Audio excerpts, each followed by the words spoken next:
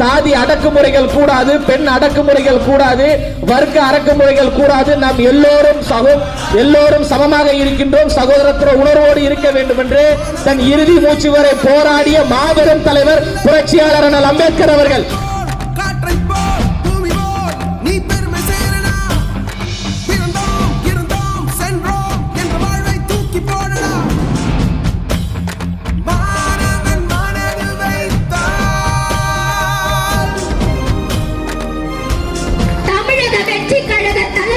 வழியிலும் நம் கொள்கை தலைவர்களின் பாதையிலும் ஒன்று சேர்ந்து பயணிப்போம்.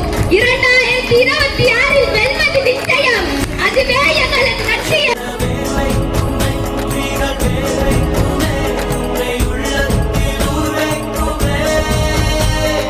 எல்லா புகழும் ஒருவனுக்கே. நீ நதி போ